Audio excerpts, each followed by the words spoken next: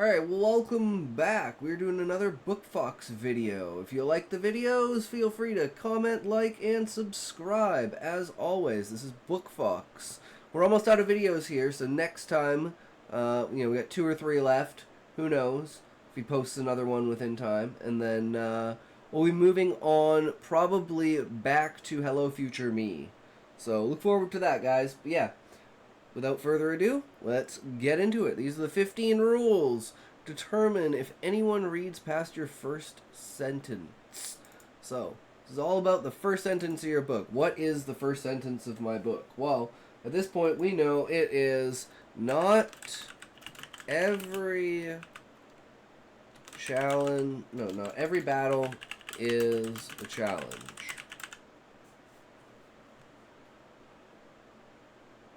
Your first sentence yet, this will be the best video of your life. And if you have written it, then this video is going to help you make it better. These 15 strategies to write your first sentence aren't the ones you've heard before. And I'm also not drawing from the usual suspects because, hey, although, call me a schmeal is great, I think you deserve some fresh examples. Let's start right off with number 1, deliberately. Deliberately cryptic. Okay, we can tick this one off.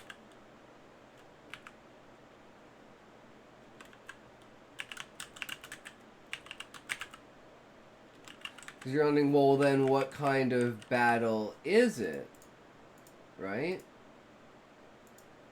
So, I think this is a check.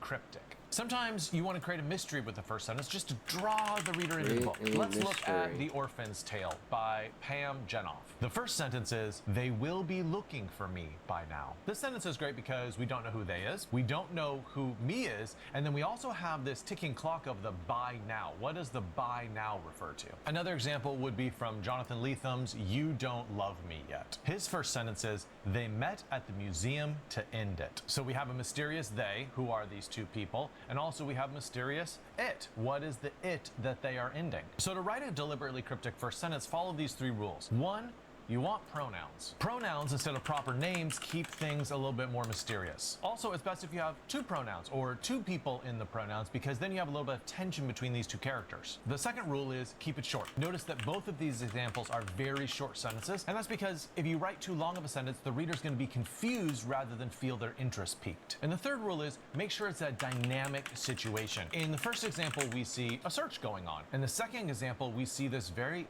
ominous meeting. And hey, just a reminder, if you need more help with writing your book, check out my course, Write Your Best Novel, where I take you through the beginning, the middle, and the end of writing your... So it's like we don't have the pronoun in it, but it is short, and it is a dynamic situation, because you're like, well, it's a battle. But it's also not a challenge. So it's probably something that the characters or character do on, like, a routine basis, essentially. Just another day.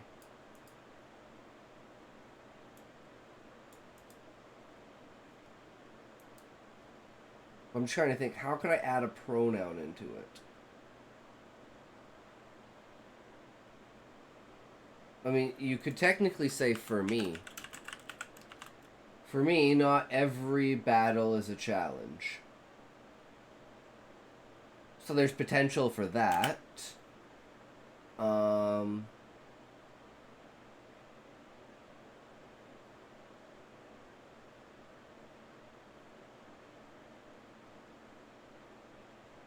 don't think there's really anything else we can add to it. Because you gotta keep it short and concise. We're alluding to something happening. I don't know if the for me is needed or not, but like...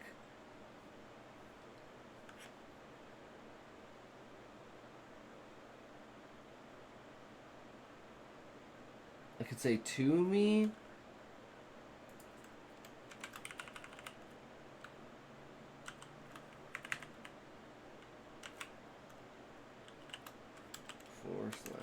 /2.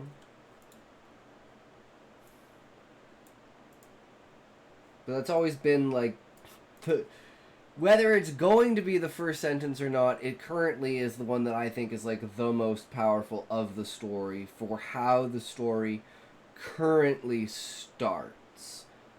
But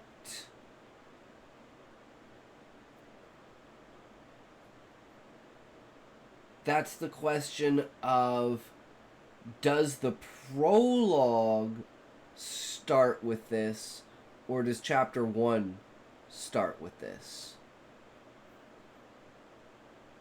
And I think that's probably the biggest problem I have, is both chapter 1 and the prologue are basically, like, could be interchangeable by adding in more part, like splitting up chapter 1 essentially, instead of having it fucking be 10,000 goddamn words, even though I think the final product isn't going to be 10,000 words, but still. For a rough draft, that's a lot of words for a chapter, because of all the things that have to happen in it. So if I break it up into more pieces, as they're watching the Compearl continuously, like, for instance, like, the normal beginning is Husai comes back to his office, has to finish writing the speech for the Viceroy's inauguration the next day. He sees the Compearl on his desk, watches the Compearl, holy fuck, whole storyline opens. He sees himself kill one of his good friends, and he's like, okay, well, that wasn't me, I didn't do that. So, is this someone warning me? Is this someone trying, like, blackmailing me? Is this someone being like, yo, like warning me in the fact of, yo, someone has this and they're gonna use it against you, be prepared? Or, like, a warning of, like, for blackmail, being like, hey, I have this against you, we'll talk soon, kind of idea. But there's no clues, there's no nothing to go along with it, so he thinks it's more of a warning than anything, because if it was a blackmail or something like that, there'd be some sort of thing to do, reasoning or something, but there's nothing there. It's just someone has given him this to give him insight into the situation that's about to unfold, and that's like the inciting incident. And there's either that, or we shorten it down and it's just the prologue of Torg leaving the dungeon and being killed by Husai.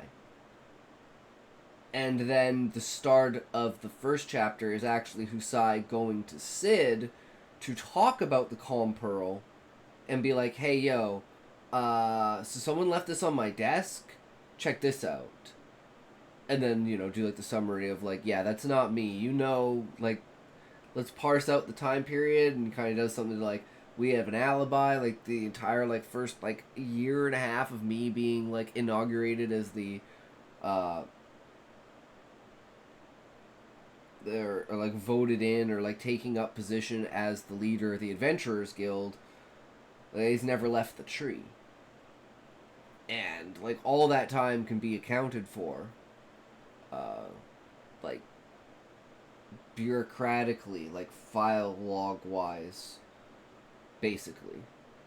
So there's no point in time that Husai left the tree that could be stated for this. And based upon the amount of time that had passed on the Compearl, the characters should know that, like, only 2 days passed, maybe 2 days, like, maybe something more like 18 hours, but, you know, 3 to 4 of those hours were them resting and camping, and then the rest was, like, carrying on, and then the last, like, 4 hours was, like, reaching the final room, getting past all the puzzles, and actually fighting the Emerald Weapon.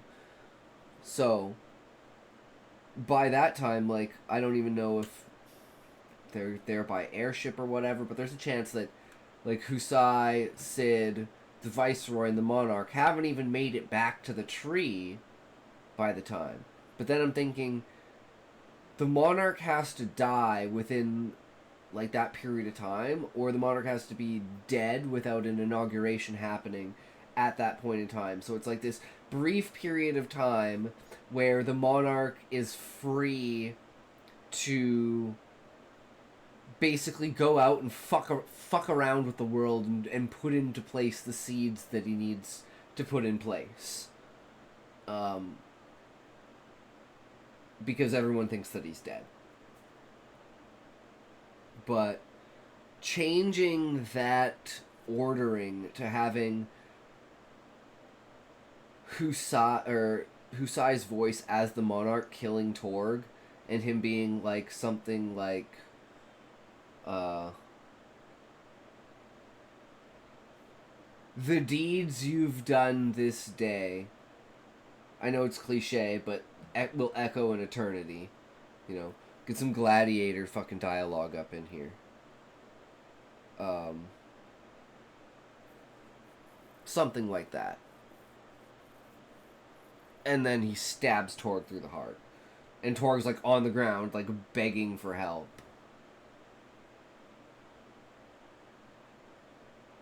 There has to be like a transition part, actually. So Torg has to stand up because in order to prove Husai's innocence, they look at the video and whoever stabbed Torg and killed Torg was shorter than Torg. Because Torg is a pretty tall octopi at like 5'8". But Husai's fucking 6'4". And no other octopi is even close, or has even been close in history to how tall Husai is. So, just simply looking at that, you could say, well, that's obviously not Husai. As long as Torg was standing up. So at some point in time, Torg has to get up off of the ground. Like, he falls to the ground, he sees it, stands up, runs over, he's like, hey, Husai, Husai, oh my god. And then he's just stabbed through the heart. But it's going to start with the figure walking up and being like, the voice being like, you know, basically chastising him for what he's done, but also saying, you fell directly into my hands. You did exactly what I needed you to do. Thanks. Now you're going to die. So those are the two possible first sentences. Is something along the lines of like a mocking way, saying like the deeds you've done will echo in eternity, because you've basically unleashed something here, and that's reference towards releasing Fafnir, or not necessarily releasing Fafnir, but like waking Fafnir up, because normally dragons sleep, like the great worms sleep for like thousands of years. So Fafnir's having like 1,000-year nap. It's only been 600-ish years. So maybe only like 400 since he went to sleep, because it's 600 since the Crystal Tree. I don't know how long the first Beastman War and how long Fafnir attacked the tree before he decided, fuck this, I guess I can't do anything, and just decided to go to sleep, take a nap, see if people would get complacent and leave the tree, and he could find his way to infiltrate. And that's why he left like the main leaders of each one of the main Beastman villages to carry on, in order to get to the point where we are now, where, of course, the new inaugurated Viceroy is going to allow Beastmen into the tree. Which, the conspiracy for the fanatics is that if a Beastman enters the tree, it'll give them a way for Fafnir to come back. And that's actually true. But no one wants to believe it because they think it's ridiculous. But it is absolutely true, because if Fafnir has Beastmen inside of the tree, he can figure out some sort of way to get into the tree, or know what to do, know what the tree is, get information and everything. So having spies inside of the tree is huge for Fafnir. So the fact that all of this is kind of lining up, and these events took place 30 years ago. So like Torg died like 30 years ago. No one, knew. So from there, I'm now thinking, is there the third possibility of having the first chapter actually just be the inauguration itself? So there's a lot of moving parts when it comes to what could be the very beginning. And if it is the Viceroy, it would be something along the lines of, as the Viceroy, my new decree is all beastmen shall be treated as equal to the main races. You know, all segregation removed. They can enter the tree now, but something like that. It basically says we are removing restrictions from the segregated, underprivileged minority. Well, not necessarily minority because they're a majority. They're just not inside of the tree.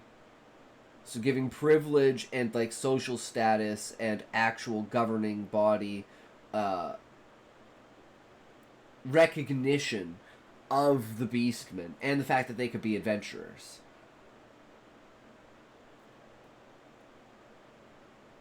So 3 possible first sentences, all short, all definitely include pronouns or could include pronouns, and all create a dynamic situation. Hero! Or, hero! Sorry. I'm bad at Asian accent. The only accent I can do is the brown accent. I don't know why. I just do it. It is okay. It is how it goes. But the Asian one, I can try to... No. Wait.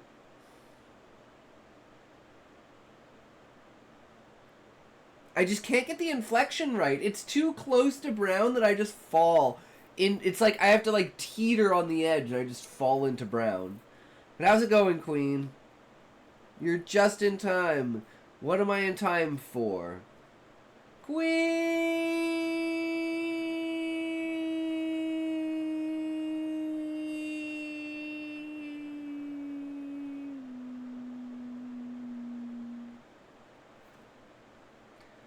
Well, you know what they about going brown. I mean, yeah, right? I mean, I'm a femboy. What can I say? Okay, let's see if that upped my numbers. There we go. 480% gay. That's a hell of a lot better today, for sure. 100%. You go brown at some point. The sun finds you, and you go browner. That's true, Callie. Yes, Callie. Exactly, Callie. We're not talking about other things. We're definitely talking about your skin condition. Or like pigmentation, I guess you could say. Condition makes it sound weird, even though if you know, talks where's video? Wait, what? What? My skin condition? Like just the condition of your skin. Like how pigmented it is. I don't know what you mean. Wit what? Where video? Talks where video? Wit what? I don't... Did you post a video? Oh, you did. What is this?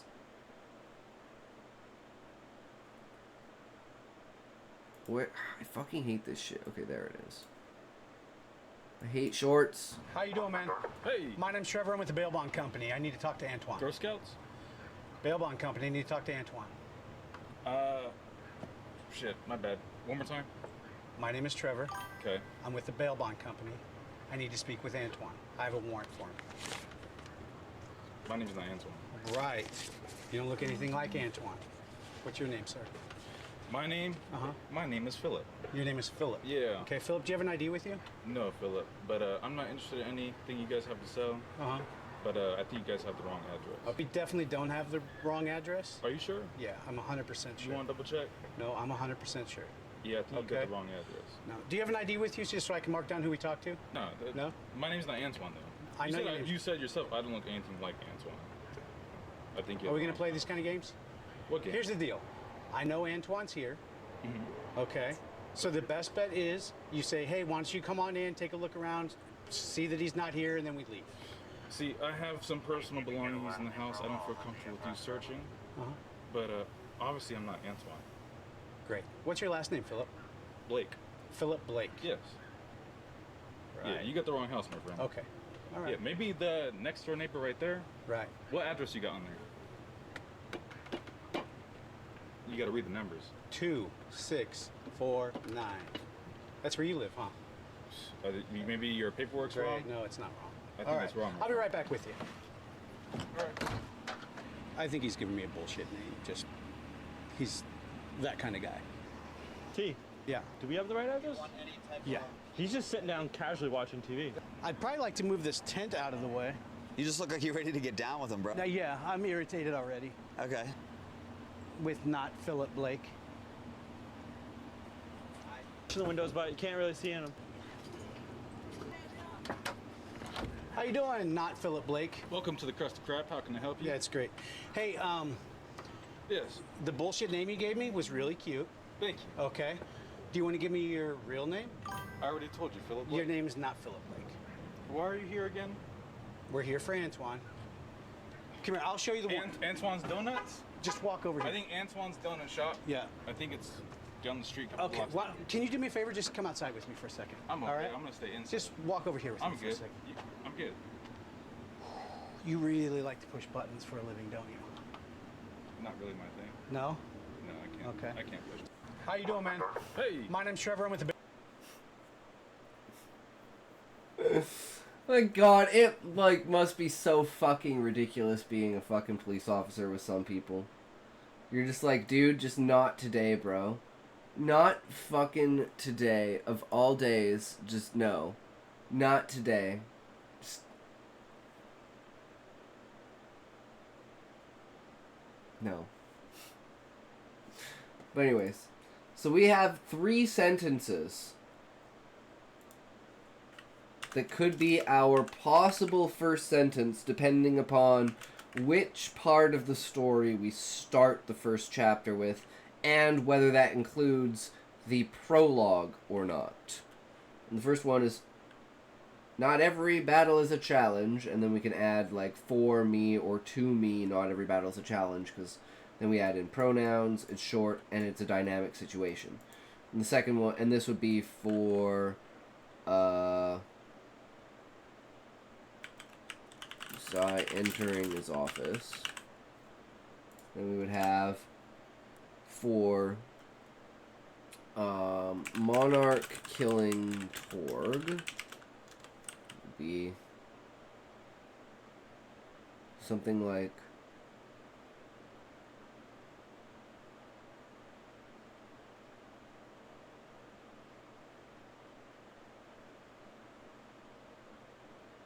that which you released shall now call claim to the world.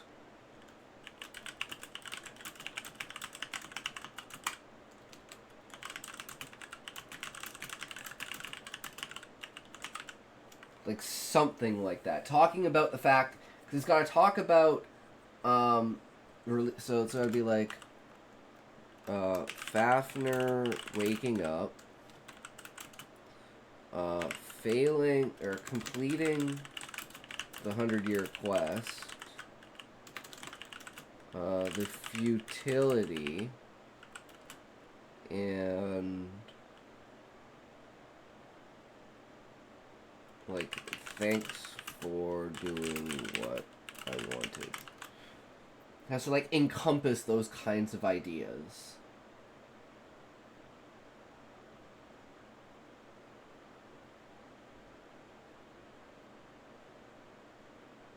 And it's like, well, what happened? Well, he released Fafnir. It's like, shit. And then this one would be Viceroy's speech. And it would be something like,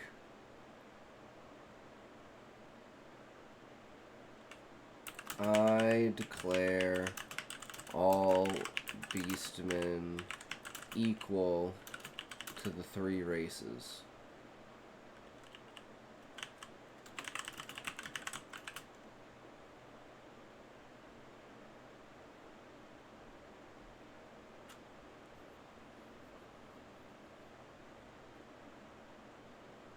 So it's like an elimination of segregation.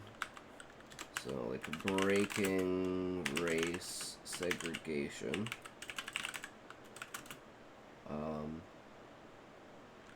Something the people don't want. What else?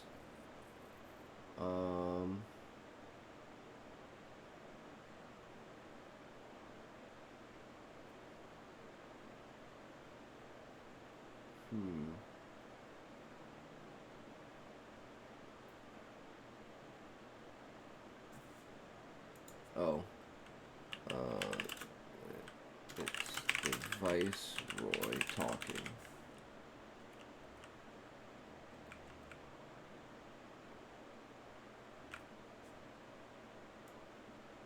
And it gives you like, oh, there's beastmen who are ugh. I can't think of the word. But they're like socially not equal to the rest of the species. And it tells you that there's 3 main races. So it probably needs a lot of work, but I think that's like the gist of it. If we even start there. But yeah, those are the ones we've crafted so far. I'm actually going to take a toke before we start the video up again, of course. Because I'm a bitch. You know me. Actually, we're going to have an ad break in a minute here, so let's just wait for that. So let's just go with this and see what we can get out of it. You can get that as a standalone course, or you can purchase all of Bookfox Academy together, which is all my courses. As always, the link is in the description. A second rule for the first sentence of your book is foreshadowing plus event. This is the first of a couple of double strategies I'm going to roll out, and it's because alone these aren't good strategies, but it's when you combine them that it actually makes for a great first sentence. Let's look at Ordinary Grace by William Kent Kruger. All the dying that summer began with the death of a child, a boy with golden hair and thick glasses, killed on the railroad tracks outside New Bremen, Minnesota. So what's the foreshadowing in this sentence? All the dying that summer. So that is promising there's going to be a lot more death in this novel, right? This was the first death, but it's not going to be the last death. But Kruger's really smart not to stop there. He combines that with a specific event, the event of what is the first child dying? How does that happen? Which gets us interested in that particular story. So if you were trying to imitate Kruger, what's a bad way to write this sentence? One would be just focus on the foreshadowing. There was a lot of death that summer. I mean, okay, it's okay. A second bad way would be to just focus on the event. A boy was killed on the tracks. It's when you combine those two things, the foreshadowing and the event, that your story will really accelerate forward. And trust me, this strategy is used all the time. Just so you know, I'm not making this up, look at John Green's Looking for Alaska. The week before I left my family and Florida and the rest of my minor life to go to boarding school in Alabama, my mother insisted on throwing me a going away party. So we have the foreshadowing. In a week, I'm gonna go on a trip, but we also have the event that starts it, the going away party thrown by the mother. Let's move on to strategy number 3, which is action plus tension. For this example, we're gonna look at Devil in a Blue Dress by Walter Mosley. The first sentence is, I was surprised to see a white man walk into Joppy's bar. So you might have heard that there are only 2 forms of stories. A person leaves town and goes on an adventure, or a stranger comes to town. That's a little bit too simplistic of a reduction to me, but in any case, this would be the latter example of, hey, stranger coming to town. Now, what makes this example so great is that it is action paired with tension. A bad way to write this first sentence would be, a man walked into Joppy's bar. Now, that gives you action, right? Like, oh, there's movement happening, like a new person is coming in, but there is no tension. The tension in this sentence is that someone's out of place. This guy's like, what's this white man doing here? Like, you don't belong here sort of thing. The action plus low-grade tension is a fantastic way to start a story. Now, this fourth strategy is probably recommended less often, maybe because it's harder to teach.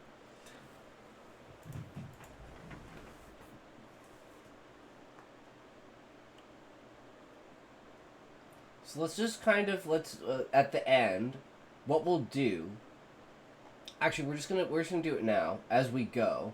And what we're going to do is we're going to put a scaling number next to each one of these sentences and the ideas for each of these sentences and see which one hits the most amount of categories to be the most powerful starting sentence.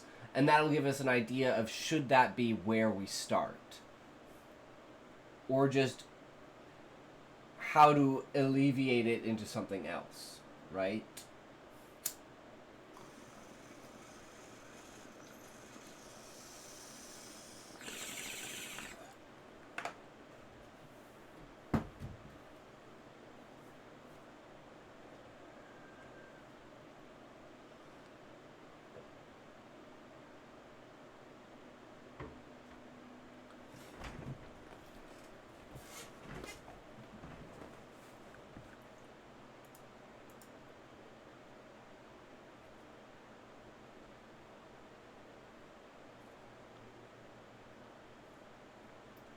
So let's look at foreshadowing and event.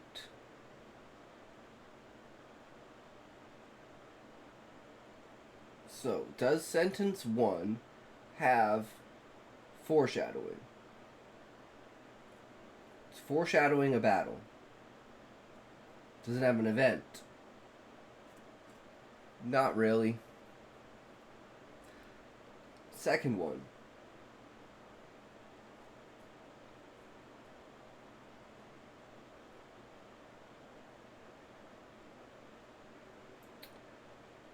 That which you released shall now call claim to the world, or something like that. So we've got the foreshadowing of he released something, and we've got the event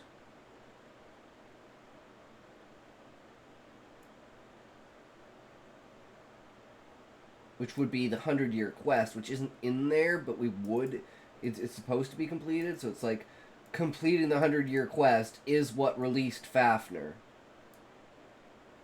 So, like, a rewrite for that would be, like,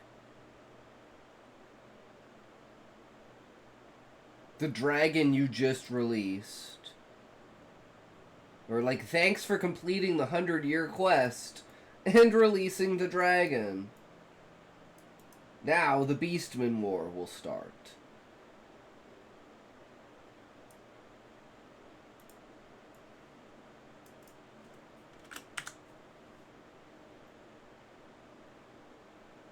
I'm just going to keep modifying them as I go. I think that's probably the best way to do it. And we just keep adding to each one of them. So if we start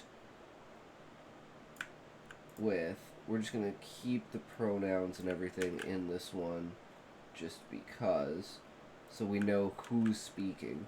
For me, which is, we know that it's first person. So it tells us that we're first person.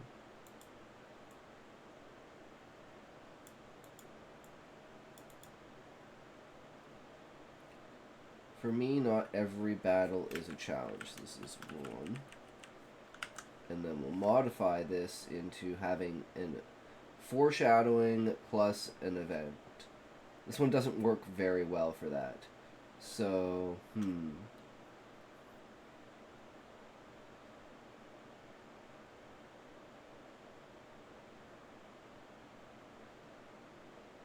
I think number 1 is actually, like, despite how much I like it, it's just not good, right? Like, there's the huge difference between something that I like and something that is statistically just not good. So how do we reword this into something that actually fits and works? Not every battle is a challenge.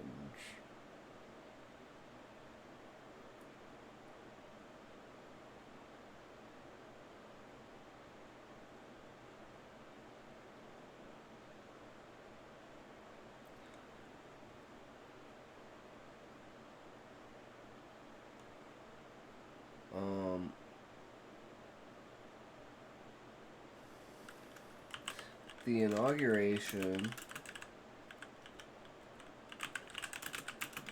new viceroy, tomorrow.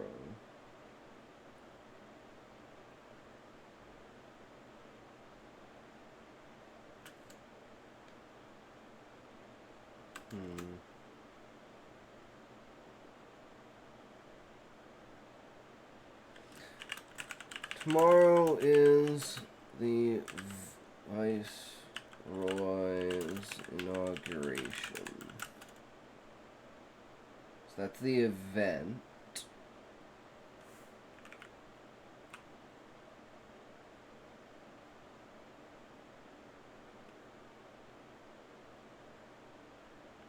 It's like I have to finish this battle. And it just sets you in the mind of the character.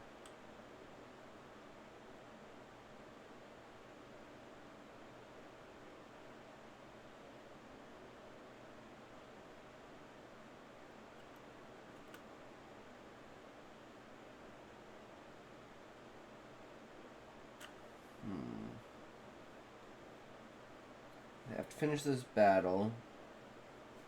For tomorrow is the Viceroy's inauguration.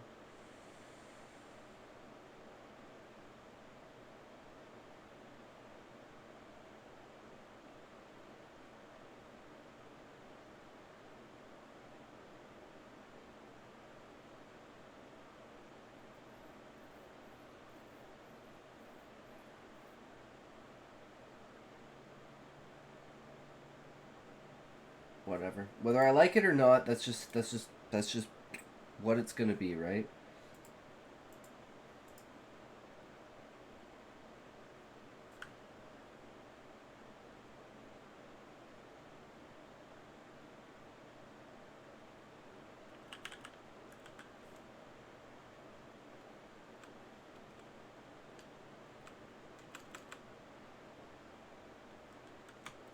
I have to finish this speech.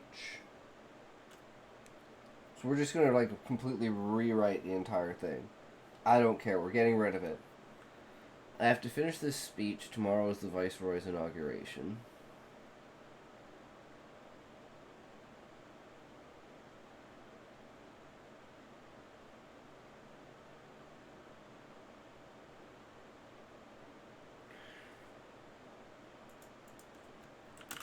I will be done with my station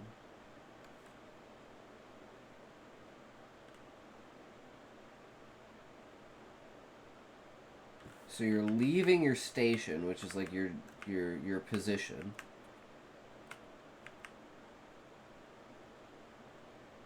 So I'll be done with my station.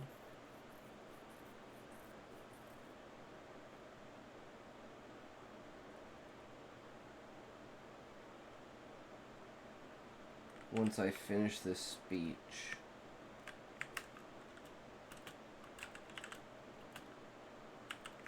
No,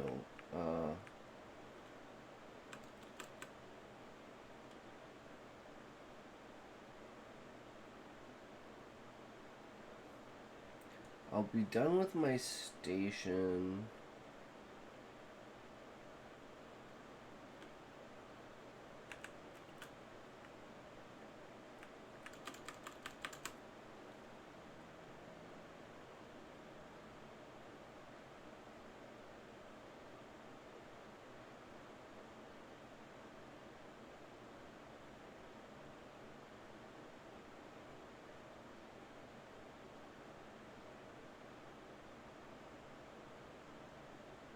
I don't know,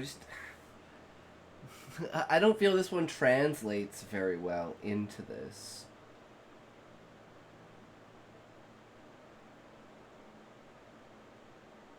So, like...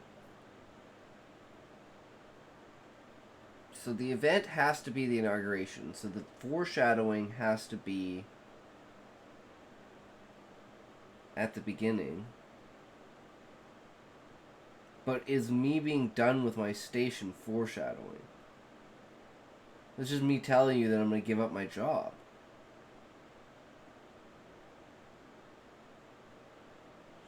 This could be after I watch it.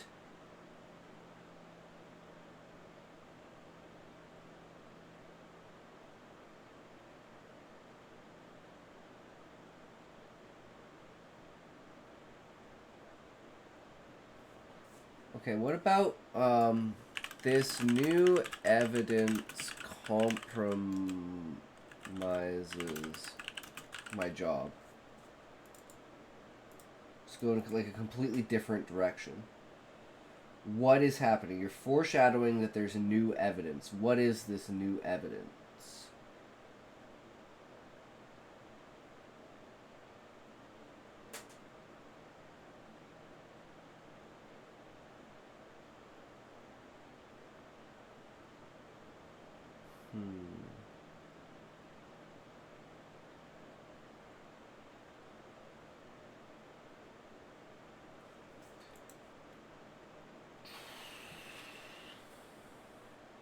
So the event in this case then would be watching the Calm Pearl.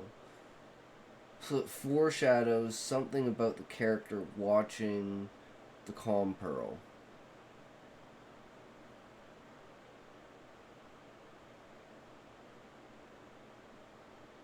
So new evidence compromises my job.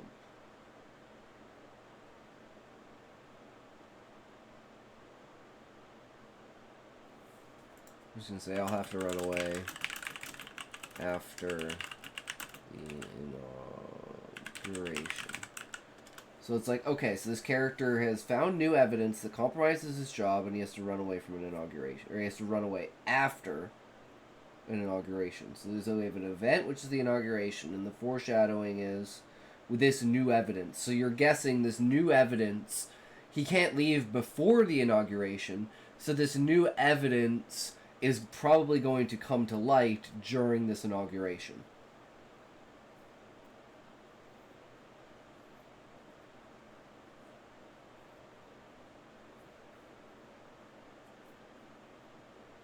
Which is not necessarily what I want to portray, but, well, then again, I guess it's just him leaving. It'll just foreshadow the fact that he's leaving his job, but he's already said that he's running away. So it has to be something about the evidence.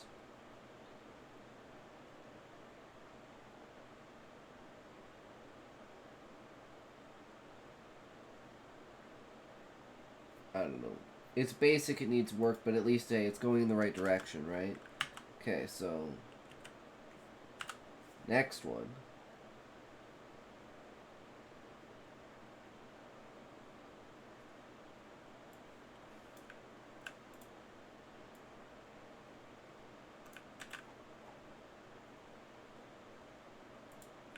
That which you released shall now claim the world. So with that, we need...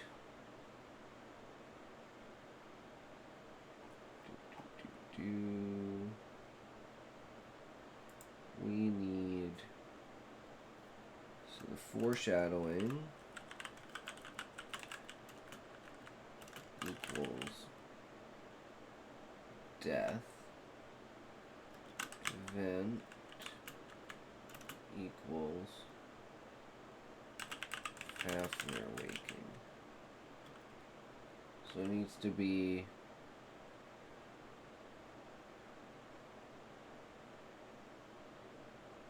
by your death, no word of an awakened beast will reach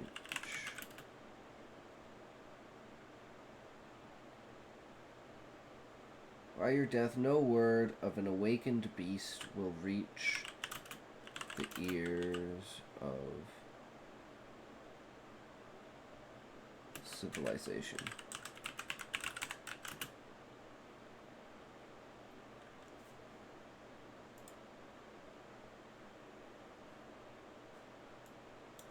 Of this. So by your death, no word of this awakened beast will reach the ears of civilization.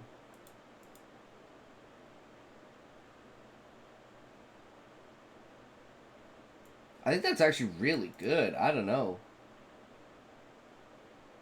And he kills Torg. You foreshadowed the death. And the awakened beast. You're like, what's that? And then it's like he's obviously stopping someone from getting to civilization. So I kind of like that one. That was kind of good.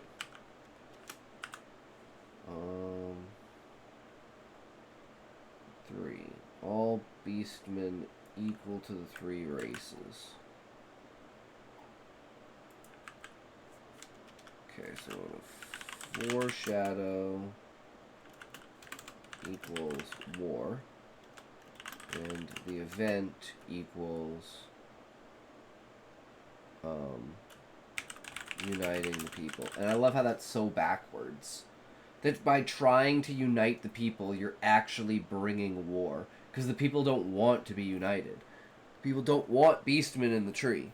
So civilization's been fine if you want to leave the tree, but we've been isolated. So it's like ending an isolationist era. So something like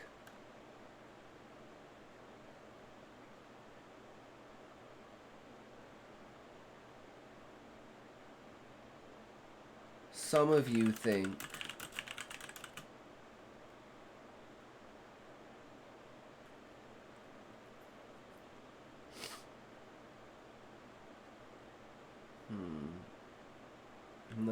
How do you say this? Like, removing the stipulations or something like that.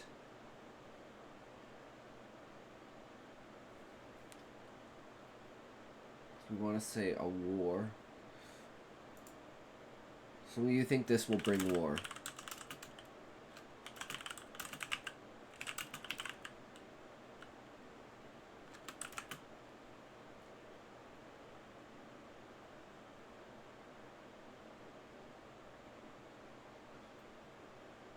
That I declare all beastmen equal to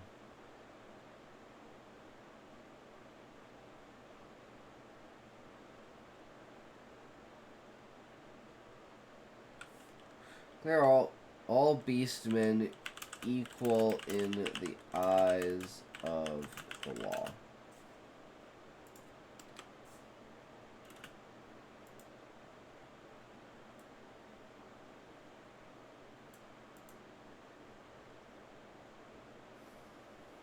But it's equal to what?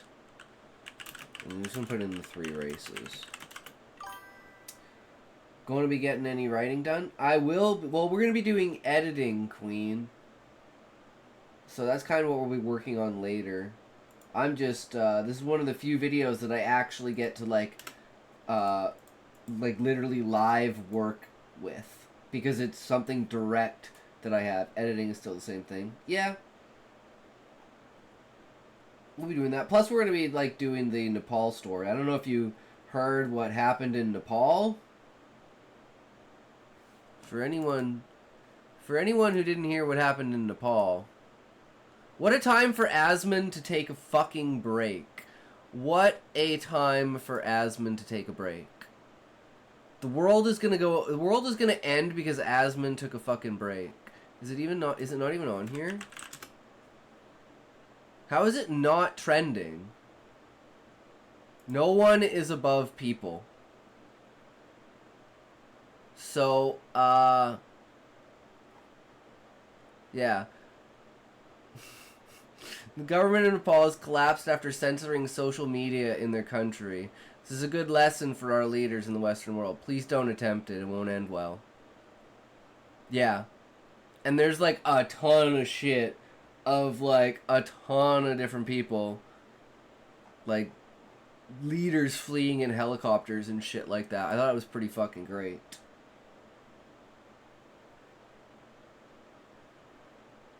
Great for the people there, not for the government. But that's what happens. The government pushes people too far. It's starting to fucking happen. I don't know what kind of government Nepal has, whether it's a fake democracy. I'm pretty sure they're democratic, right? But there's always like the fake democracy where it's like a planted president or whatever it is. So I have no idea. If Asmund was not taking a break, he'd be covering the shit out of this, and I know more about the information. But other than that, I don't care enough. Need to find someone else who is admits to their biases. Yeah, the only time I pay attention to politics is if Asmund talks about it. But I just saw it on my feed and I was like, yo, dude, that's dope. Let's talk about that today. How the people can actually push back and completely fuck the government, and the government can't do shit. You can, like, the amount of time it takes for citizens to fuck the government and the amount of time it takes for the government to call in the military.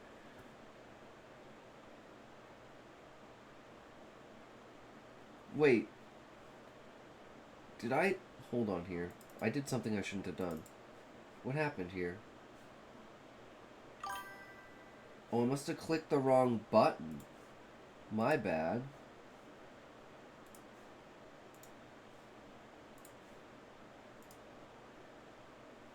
Oops.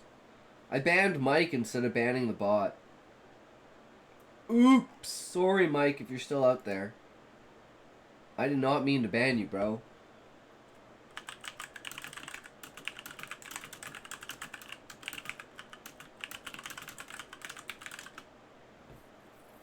Just because the chat and kick just stays there. So let's put that there in case he sees it.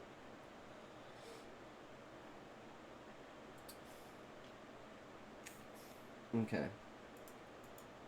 So I think that works for all of them. So then there's action plus tension. Teach, but I still think it's really valuable. It's number 4, set the table. Set the table.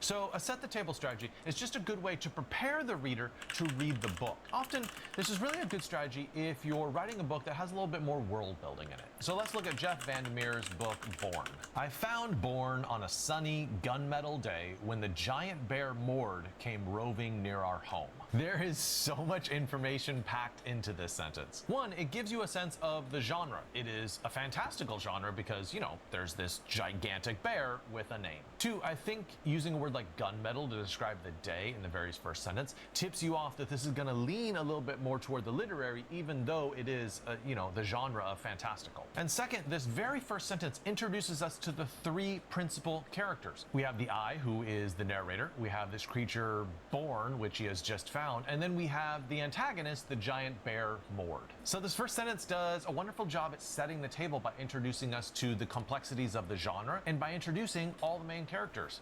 That is a lot of information packed into a single sentence. This 5th strategy is sort of a classic. It is start with the inciting incident. For an example of this, let's look at Frederick Bachman's Beartown. Late one evening, toward the end of March, a teenager picked up a double-barreled shotgun, walked into the forest, put the gun to someone else's forehead, and pulled the trigger. What I love about this sentence is all the details that we are getting. We know the time. It is late one evening, it is March. We get adjectives like not just a shotgun, but a double-barreled shotgun. We get the place, like we know this is a forest. 4th, we get the detail that it was someone else's forehead. So we know this wasn't someone offing themselves, that there was another person in the picture. So even though it's giving a ton of details about what actually happened, it's still preserving the mystery because we want to know more details. We're still curious about what exactly happened here. Another example of an inciting incident in the first sentence would be World War Z by Max Brooks. The first outbreak I saw was in a remote village that officially had no name. So what are the 2 most important words in this first sentence? 1, it's first, because we're not only getting the first outbreak, but it implies that there are a lot more outbreaks later on down the line. The second, I think, would probably be remote, because it gives us a sense like, oh, the very first outbreaks happened in a really remote part of the world, and then it spread from there. If you have a really big event to start your novel, it's a good idea not to put it on page 3 or page 7, but to actually put it in the very first sentence. Yes, you can do that, and maybe you should do that. A 6th wonderful strategy for your very first sentence would So that's when the inciting incident is the death of Torg. But there are 2 perspectives for the death of Torg. There's Husai's perspective watching the Compearl, and then there's the 3rd person omniscient watching the Monarch kill Torg. One is prologue. So if the story starts with that, it'll be in the prologue with Torg dying. And then Husai will watch the Compearl have watched the Compearl in the 2nd chapter, and he's rushing to Sid to try and prove his innocence. And then you see, oh, what's on the Compearl? Oh, that wasn't actually Husai. That wasn't actually the main character. This is the reason why. Because he's not tall enough. And then you get a description of the character, and it gives a reason for you to kind of describe the main character because he is unusually tall.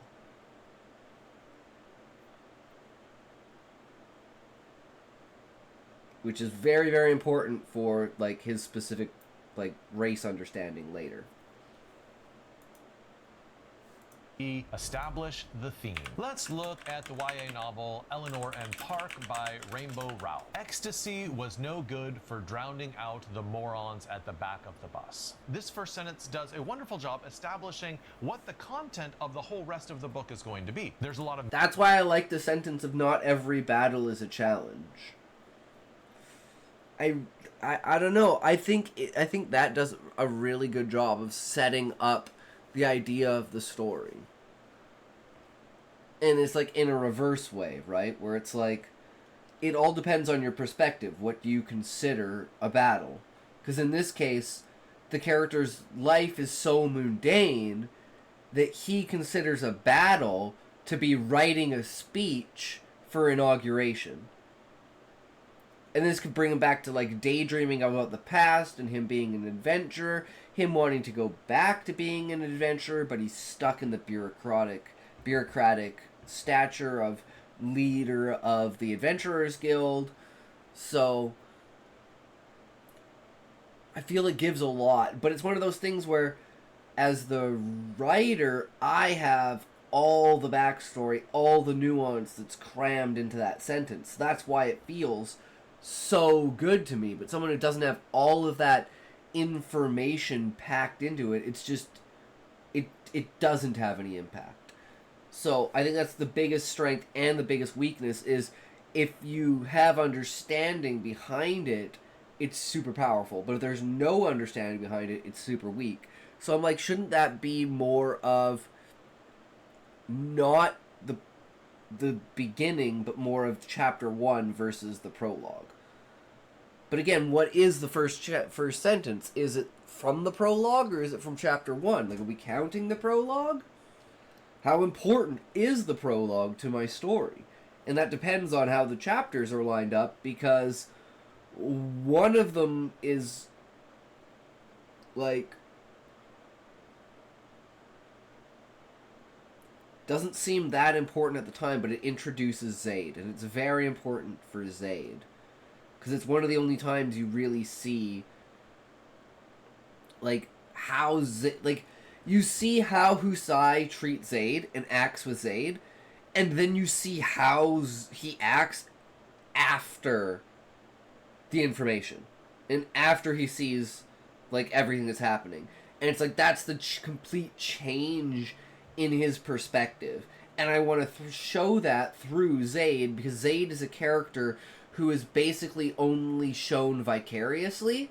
So in order to foreshadow the fact that he is being shown vicariously, we show him having someone else, like living through someone else vicariously, right? So it's kind of like a reverse of the role for that.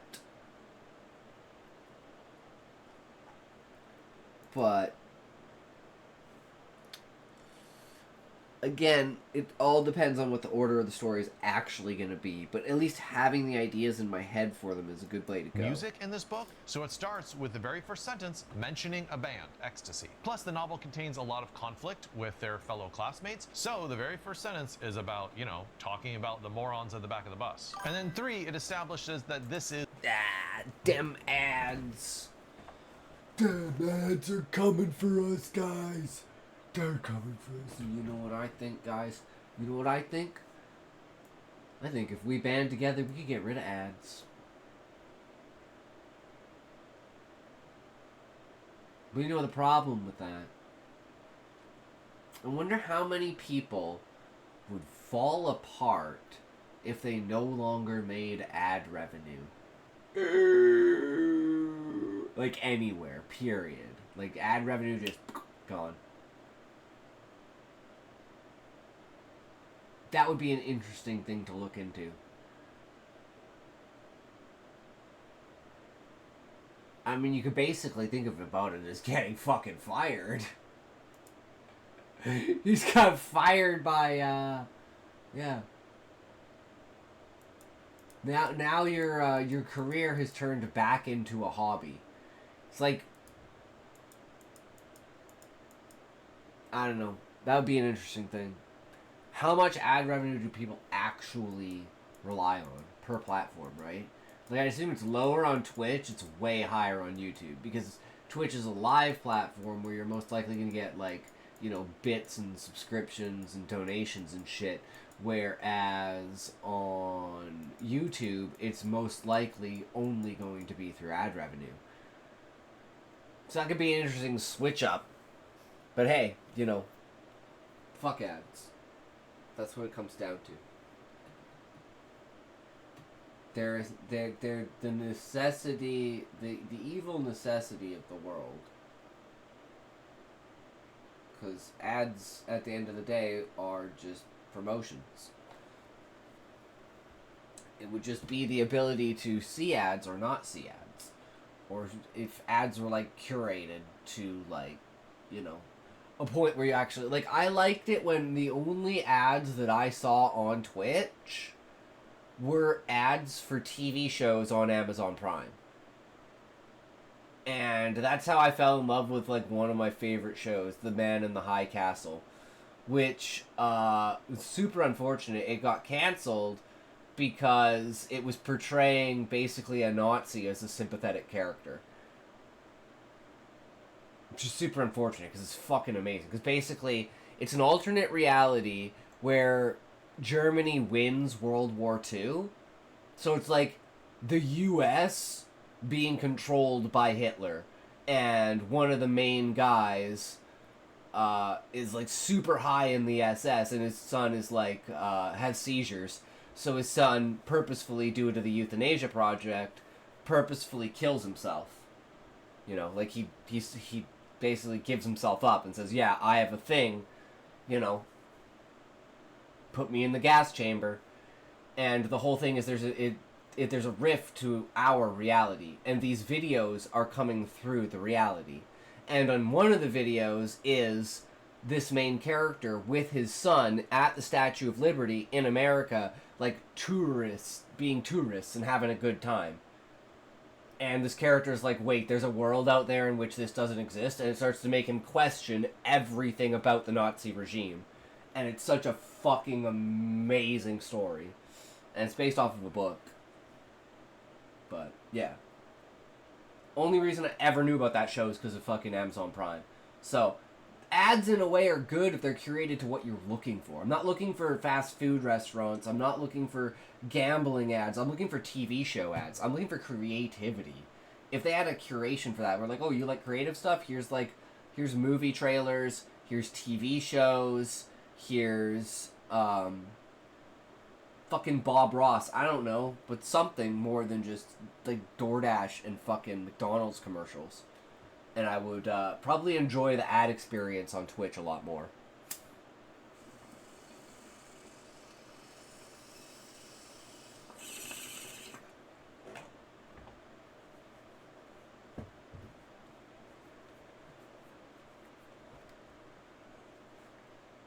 Is YA, right? They're at the back of the bus, so we know, oh, these are, high school students going to school. If in your novel you can hit at some of the main topics that you're going to cover for the entire rest of the book, your first sentence will hook the reader. It will tell them, it will promise them exactly what's going to come, and they'll be like, okay, I'm on board for this. The seventh strategy is dress it up with metaphor. This is kind of like a low-key, small-timey strategy, which I think can pay a lot of dividends if you're writing a certain type of book. No, starting with a metaphor isn't like a flashy, inciting incident sort of start, but I do think it gives a lot of layers and depth to your novel that will make it really rewarding for people to read, say, a second time. Let's look at Louise Erdrich's The Roundhouse. Her very first sentence is, small trees had attacked my parents' house at the foundation. This seems like you're starting with really low stakes, like, is this book going to be about landscaping and house troubles? But as it turns out, she is talking about the rest of the novel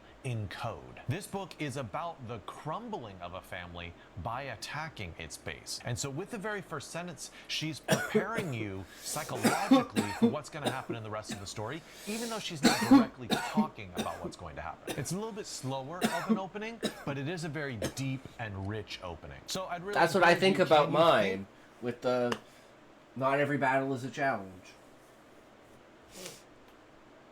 Think of a metaphor that might apply for the main conflict that's going on in your book, the main plot line. If so, consider writing a first sentence that reflects that in a metaphorical way. I love this 8th example. It is a fantastic one, and it is dramatic irony. This one comes from Brandon Sanderson's Elantris. Prince Raodin of Aurelon awoke early that morning, completely unaware that he had been damned for all eternity. So dramatic irony, if you recall that term from high school English classes, is just when the reader knows something that the characters don't know. So we know, oh, this guy's in deep trouble, right? Damned for all. Well, that would definitely be mine, because the readers know that Fafnir has been set free, and that a massive dragon is now awake in an age where, assumedly, no dragon has been seen, at least no worm of that size has been seen for 600 years.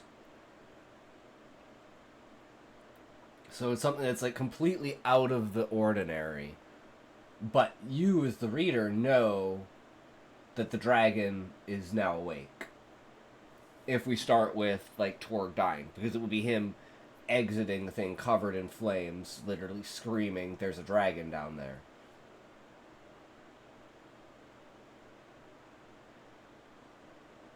And maybe there's some other things we could add, like the way that, like, the ground is, because it's like over that, like, 400 years. That's what I did to the monster that was chained up in chapter 5.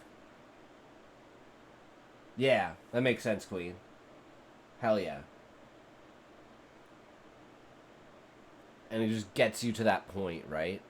So it's like, if we do have that starting for the prologue,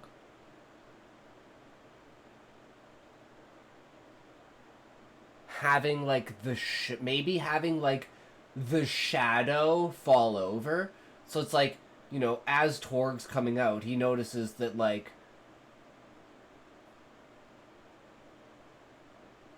I'm almost thinking now, like, maybe do it something where, like, Fafnir, you know, lifts up his head and completely, like, no, because he can't destroy the satellite.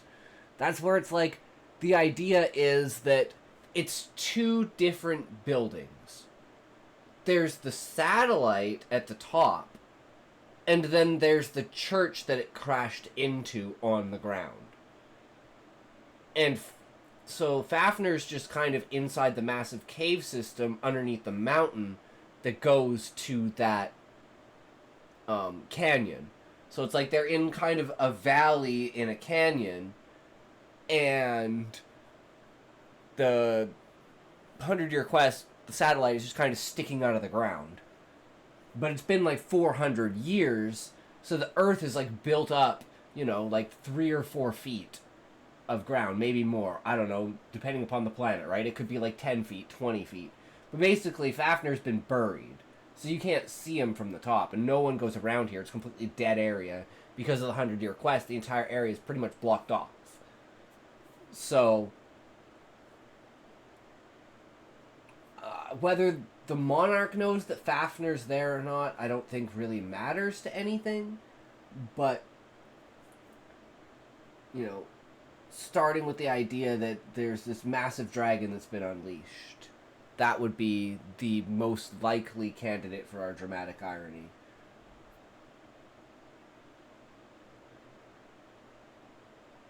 Because I'm like, anything else would just be a reveal later on. So there's no, like, first sentence I could say that would build up something that's like, unless it was like,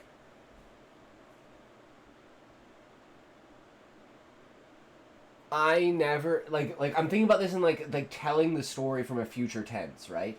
Like the idea, so like if we look at who's telling the story and why, who's telling the story is Husai's consciousness after the fact.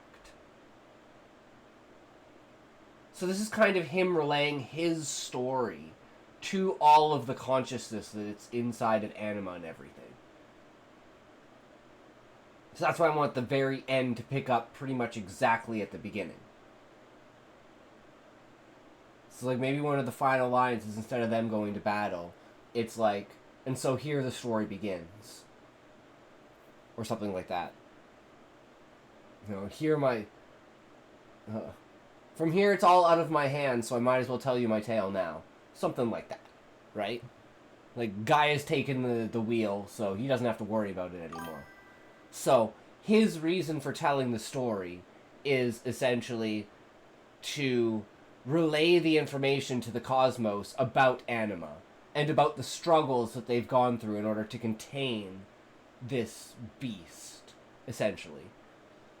So, if the main character is the very first sentence says something along the lines of, I could have never known that by watching this, I would have doomed myself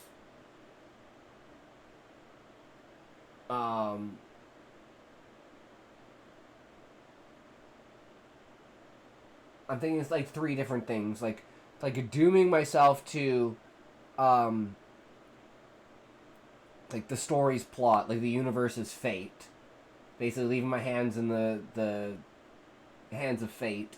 Or how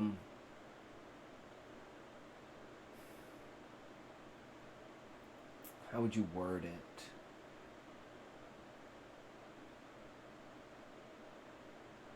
Like, after all this time, I've come this far. But if I had known it had all started with that one video. Or be more specific, like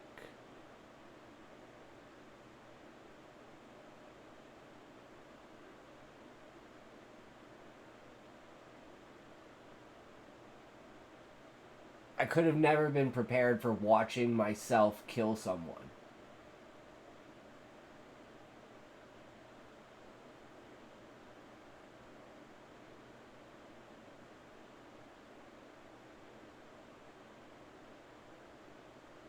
Through the eyes of someone else? No, that doesn't really work.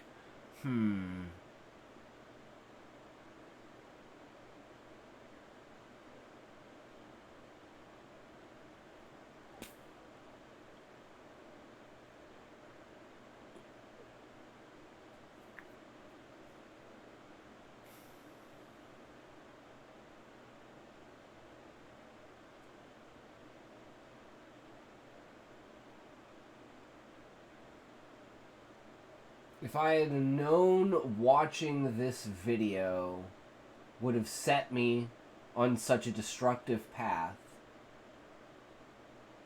would I have wanted to watch it?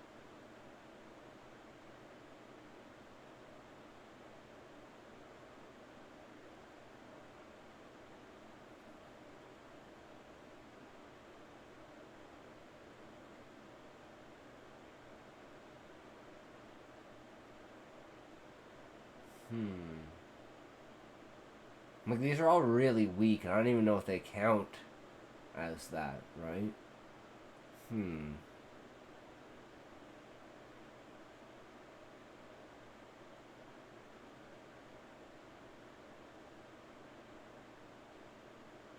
Thus the story begins where it ended, back with that one video.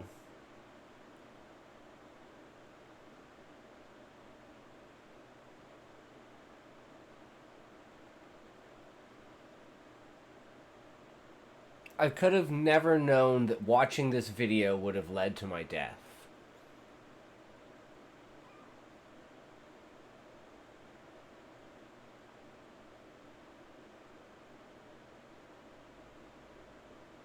But is that too much? Because he literally doesn't die until the end of the book. So you'd have the anticipation of them being like, when the fuck is the main character gonna die? And then he literally dies on like the fucking last page. It's like,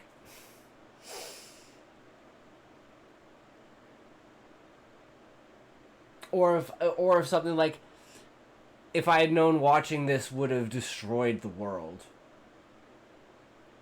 would I have still taken that step?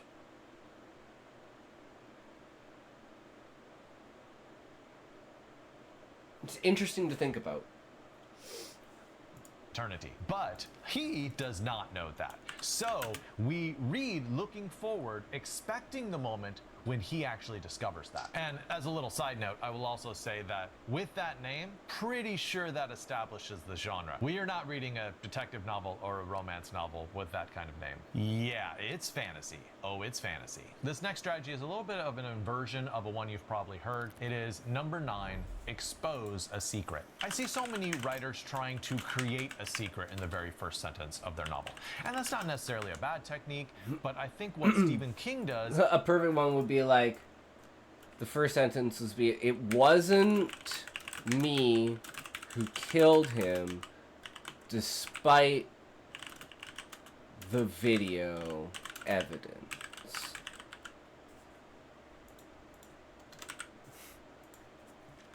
Okay, that one hits pretty hard, doesn't it?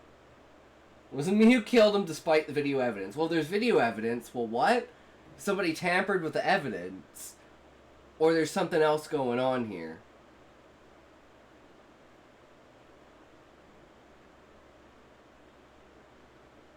That would be like probably a pretty good start for Husai walking up to Sid and being like, "It's not me, bro. Here's my alibi. Here's the thing. Let's figure this out, man. It's not me. I'm fucking twin somewhere? Like, nah, it's not me, bro."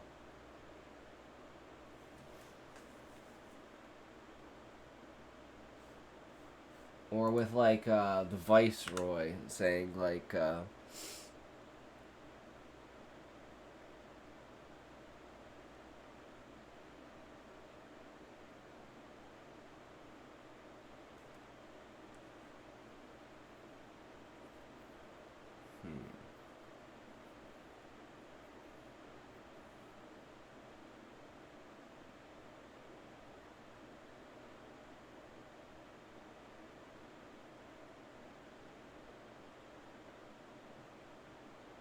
I'm just thinking like something like only fools would believe letting beast men into the tree could cause a new war.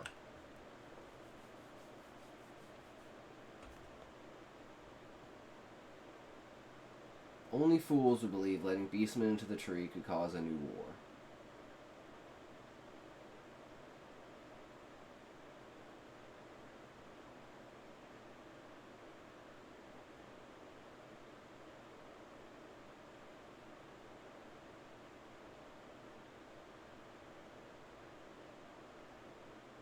I don't know.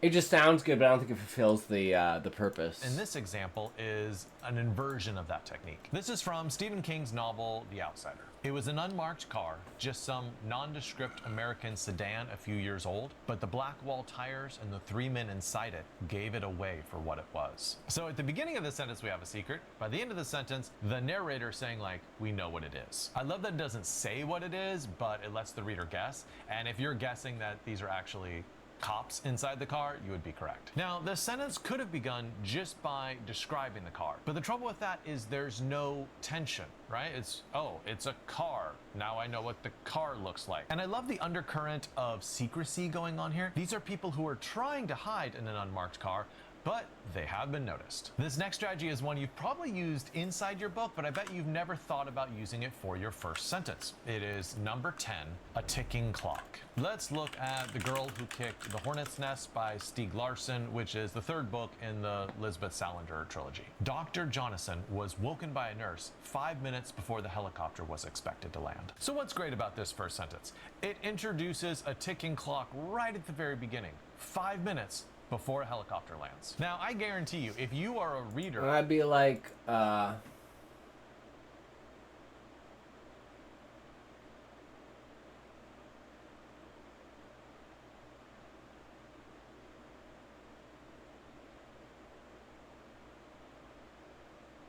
okay, something like I have 5 minutes, or I have like 10 minutes, or so. I have a period, quote unquote, period of time,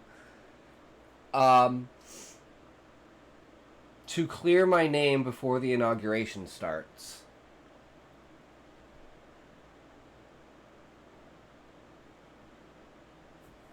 So I have, quote unquote, period of time to prove I'm not a murderer before the inauguration starts.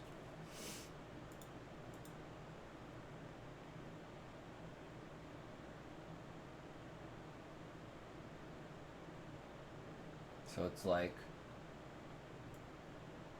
you have to do it like right away. Like, as in, this info is going to come out here and you need a defense for yourself.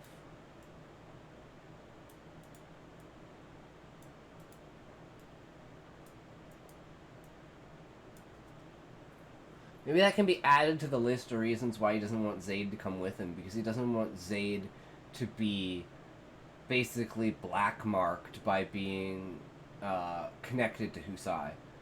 But Husai knows that all the former adventurers, his former party, who are all, like, the heads of each one of the cities, are, like, you know, foundationed enough that they don't need to worry about that. Whereas Zayd isn't even an adventurer yet, and his entire career could be fucked just by, you know, having connection to Husai outside of the tree, if anyone discovered what Husai saw.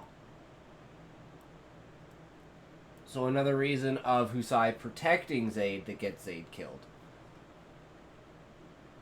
So, like, I have, like, an hour to prove I'm not a murderer before the inauguration starts.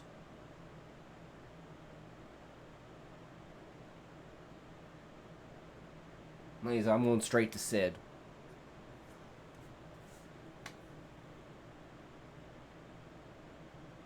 Other than that, could do, like,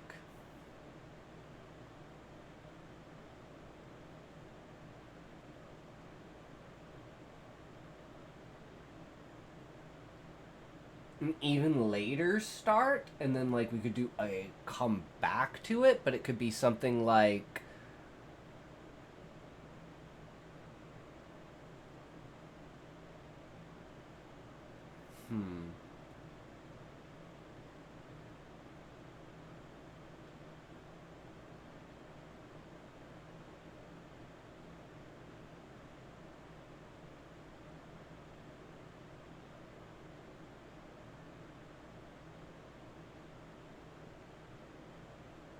I don't know if that works. We have 10 minutes to...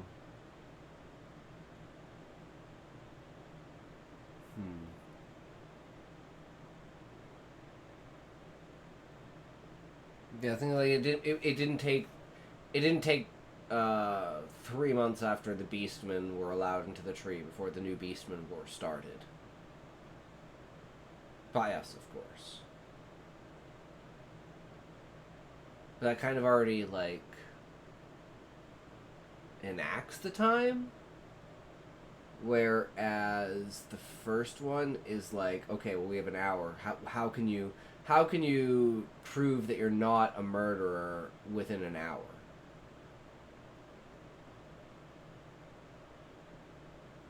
Like, definitively.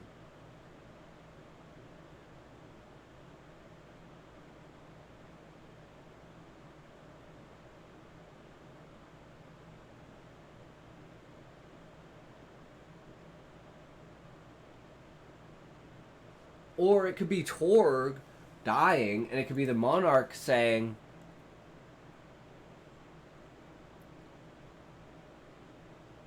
something like, after 400 years, the dragon wakes.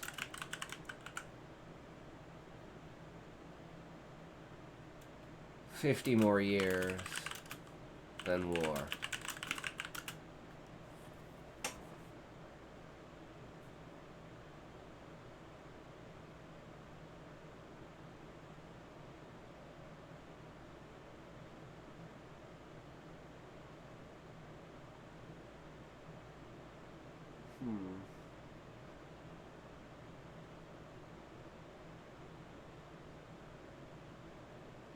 After 400 years, the dragon wakes.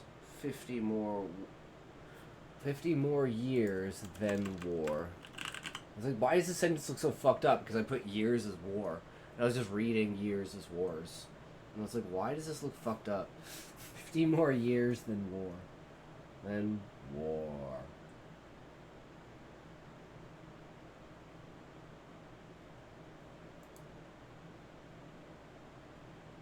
If it was the inauguration, it'd be like...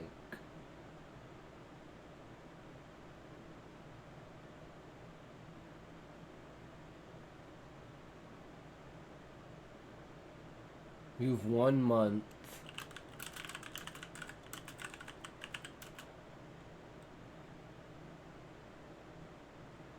to accept that beastmen are now equal to all.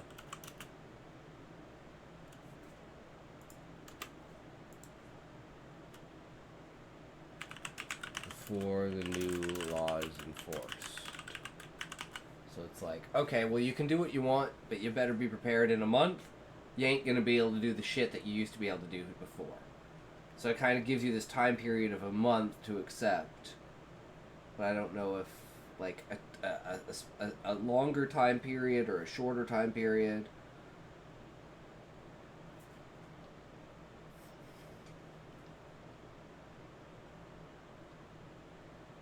You could say in 1 month you will have to accept.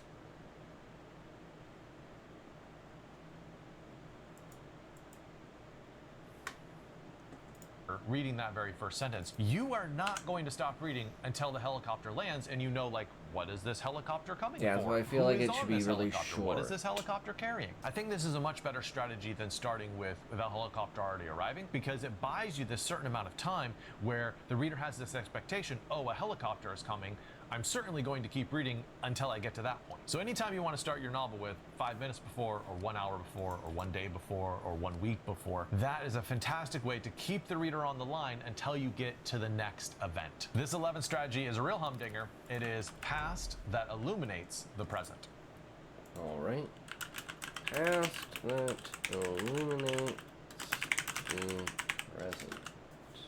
So for most of your books, the present moment story is the one that's going to occupy most of the space in your novel. But what if you need to go into the past to establish something before you get to the present moment story? And really, this is the logic of prologues. This is how prologues work, is because the author thinks, oh, I need to establish this thing that happened in the past before I go on to tell the present moment. Now, a lot of people hate prologues for that exact reason. They're like, why do you got to start with that? I actually want what's going on in the present. But, you know, there is a room for prologues in certain genres, and there's decent reasons to use prologue-like chapters, even if you don't call it a prologue. Let's look at John Irving's book, The World According to Garp. The first sentence is, Garp's mother, Jenny Fields, was arrested in Boston in 1942 for wounding a man in a movie theater. So pay really close attention to the first 2 words, Garp's mother, because what that does is it ties the title to this person. Because if you just start with Jenny Fields, everyone's like, who's Jenny Fields? I thought this book was going to be about Garp. But by saying Garp's mother, we realize, oh, okay, this book is going into the past, and it gives us an expectation that this will connect in some way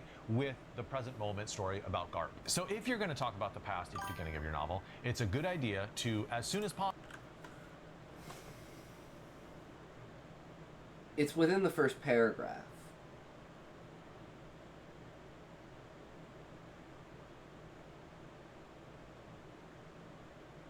Because it's like,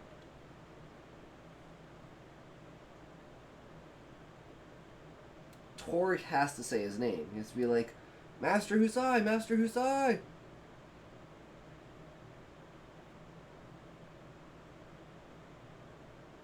Or now that I'm thinking, so what about this? So the character's name is Husai Sudi. What if Tord calls him Master Sudi and says Master Sudi?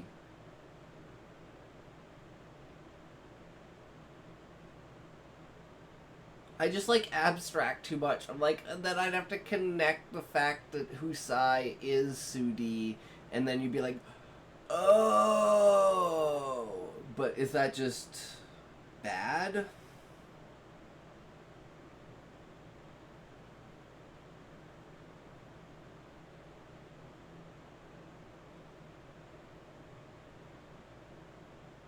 Because you don't know that Husai is the main character's name.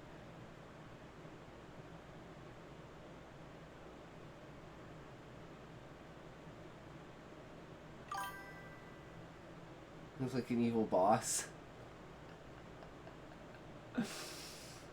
It's my energy, like, chakra training thing. It's like, you know, you're creating, like, a circle of power, and then you're creating a, like, ball of energy inside the palm of your hand, focusing everything to that one finite point, drawing out all the creativity from all of the realms everywhere that you can.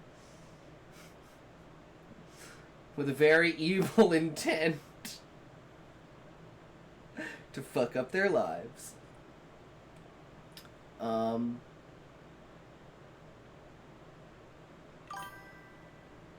Just tap your fingers and you're solid.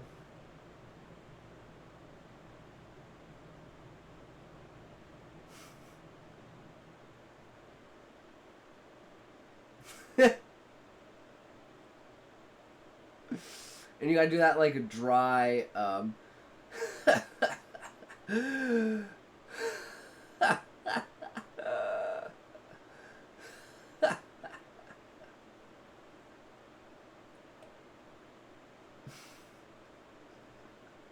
then you add in this, you're like,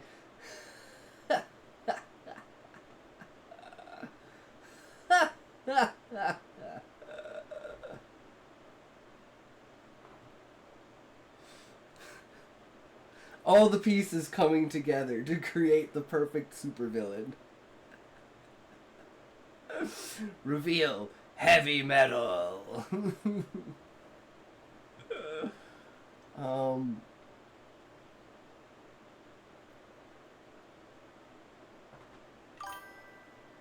Then you insult someone and slap them because they brought you the wrong ice cream. I asked for vanilla, not vanilla, bitch! Bring me vanilla! God, people can't do fucking anything right. God, you ask for vanilla, they bring you vanilla, and you're like, I fucking asked for vanilla. You shut up, Smokey. Shut the fuck up, you dork. What's up, Smokey? How's it going, brother? Welcome, welcome. How long you been chilling there, good sir? I'm trying to think. How would you sentence... It'd have to be like Torg like coming out of the thing, so it'd have to be like maybe a sub... What about a summary through Torg's eyes? So Torg stared at Master Husai as he slowly drew his blade and pressed it into his heart.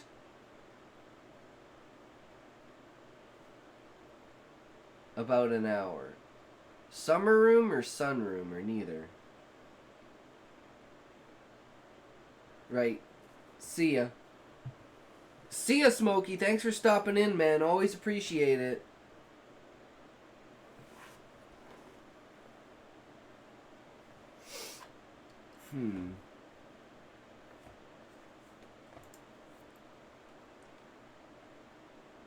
So, like, Torg stared at Master Husai. Stared as Master Husai withdrew his blade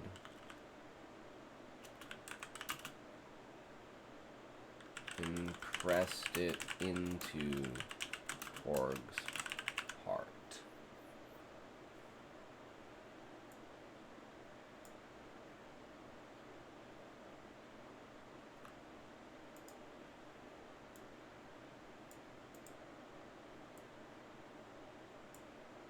I don't know about using Torg twice. Surprised he ain't making you get on path.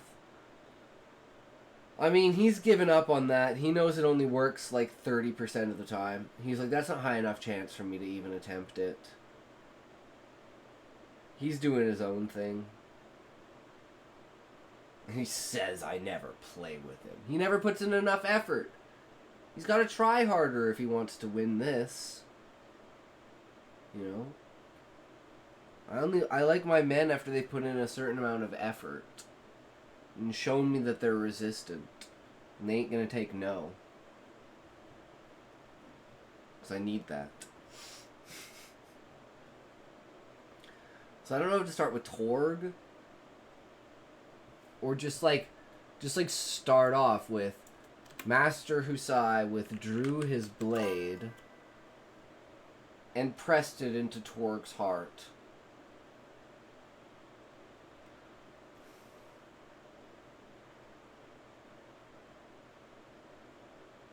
And it would be very, very important that it says the master there.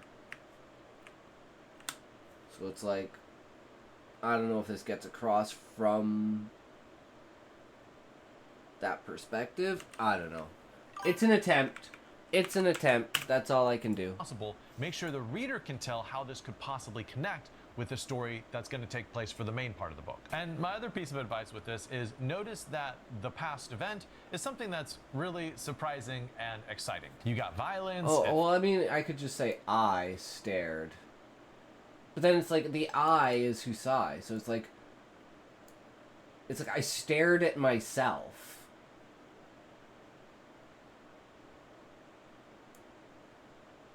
It's like I stared at myself as I withdrew my blade and pressed it into Torg's heart. And just, I watched myself.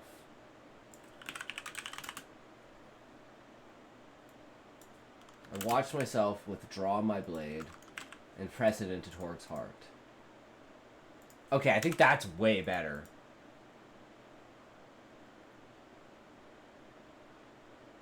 Because it feels almost like an out-of-body experience. Like, I watched myself. As in, like, I'm not in control of my body. But it's actually him watching a video.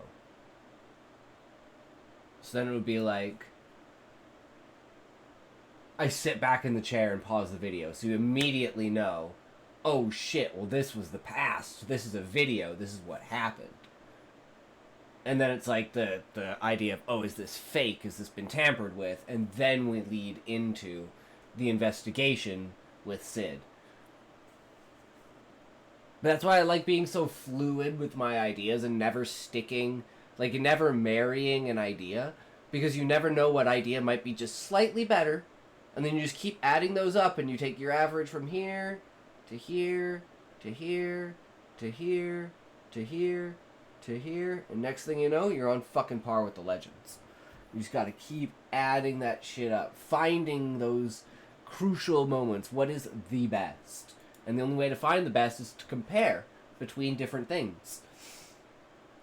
Feels very dynamic, and you also have a little bit of mystery of how and why she wounded this man in a movie theater. The one danger I'd caution against how and why is does he make kill sure this other that dude? Your backstory or prologue isn't more exciting than your present moment story. That'll get you into trouble because the reader will be like, I kind of wanted more of that old story rather than the story you're telling me. A 12th strategy you should absolutely consider for your very first sentence is establish the narrator. Let's look at the first line of Annie Proulx's The Shipping News. Here is an account of a few years in the life of Coyle, born in Brooklyn and raised in the shuffle of dreary upstate towns. So you're probably saying like, okay, John, a lot of the other examples you give, I can see why they would be a good first sentence. But this one seems a little dreary. This one seems a little boring. And I can definitely forgive you for thinking that. But you know what this first sentence does do? Is it tells you, hey, here is a storyteller.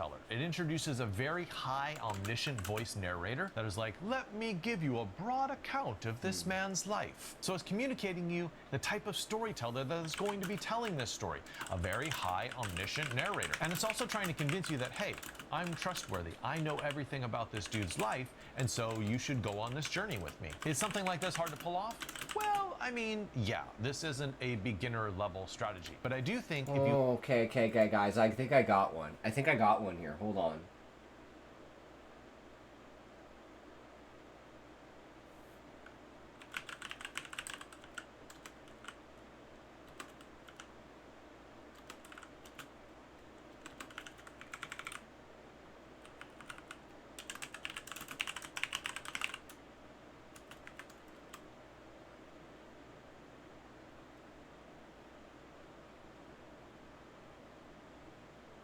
Okay, I'm not 100% sure about where to put this in the sentence, the establishing like time period, but until yesterday, as the leader of the Adventurers Guild, my life of battles had fallen into the struggles of paperwork.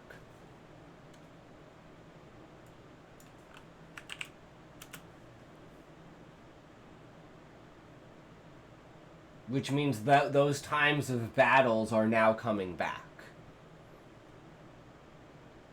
And it's like, oh, well, what happened yesterday?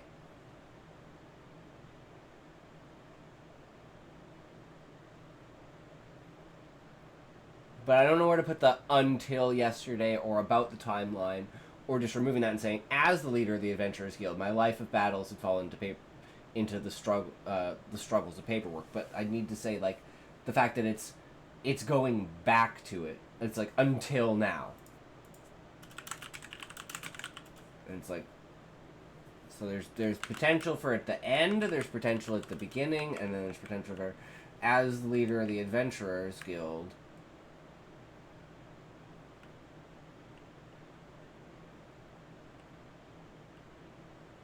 at least until yesterday?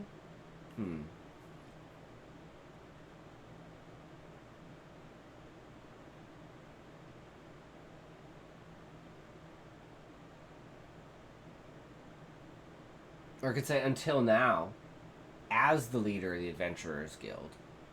And it's like, well, what just happened that made it so you're not going to be in a life of paperwork anymore? Because that's kind of the idea to get across, is like, it's going from someone who had a life of battles, who went to paperwork, who is now going back to a life of battles.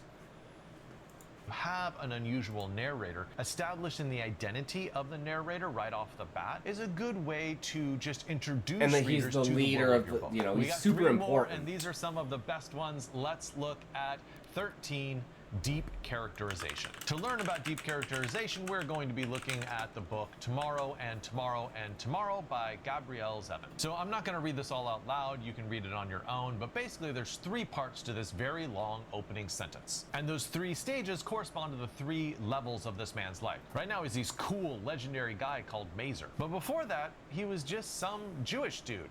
And then before that, he was just a kid who enjoyed playing video games. Now, I know this is a very long sentence, it's a very complex sentence, but man, it really introduces you to so much of this man's life in the very first sentence. It accomplishes so much. It shows his background as a Jewish kid. It shows his love for video games. It shows that he's some sort of legendary figure in the present moment. And if you can write a first sentence in your novel that makes us feel like we know a character after the first sentence, you should absolutely do it. This 14th example you might laugh at, but I actually think it's a very solid one. It is a small physical event. For an example of this, let's look at Robin Sloan's Mr. Penumbra's 24-hour bookstore. The very first sentence says, "Lost in the shadows of the shelves, I almost fall off the ladder." So to use this strategy, in the very first sentence of your book, you would take your main character and have a little physical tragedy happen to them. Maybe they trip, maybe they fall, maybe they get hit by a baseball, maybe they sneeze, maybe they hiccup, maybe they cut their finger while chopping vegetables. But by starting with a little small physical action happening, you start with a little bit of a problem, right? And problems exist so characters can solve them. It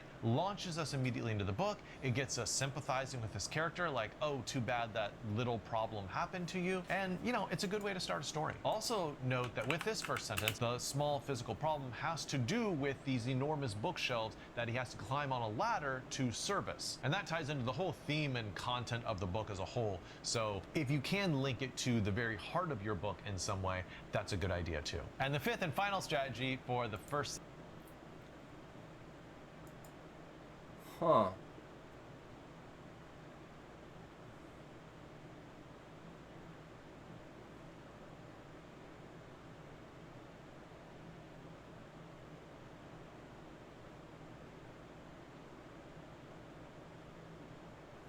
I'm thinking something like a paper cut.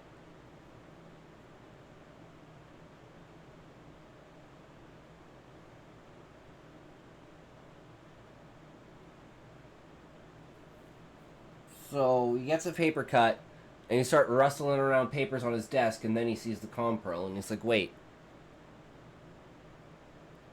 How long has that been there? I don't know. I don't think that's as strong as any of the other ones. I don't know. Of your book is to start with a list. Harriet Doer's Stones for Ibarra starts like this. In the midst of a succession of blasts, human screams, howls of dogs, police whistles, and a siren, bells began to toll for mass. I love that list. It establishes mayhem. You get all these sensory inputs, and then the sentence ends with a kind of call to order, a calming presence of the church bells tolling for mass. It's a call to order and stability out of the riotous cacophony of all the other stuff going on in the beginning of the sentence. And it's a good list. It's a list of 5 things in a row followed by the bells. Another example of this strategy is Julian Barnes' sense of an ending. So he starts with this list of about 8 things. I'm only listing 3 of them, but a whole bunch of things that he remembers in no particular order. And it seems to be this random assortment of things, but once you finish the book and go back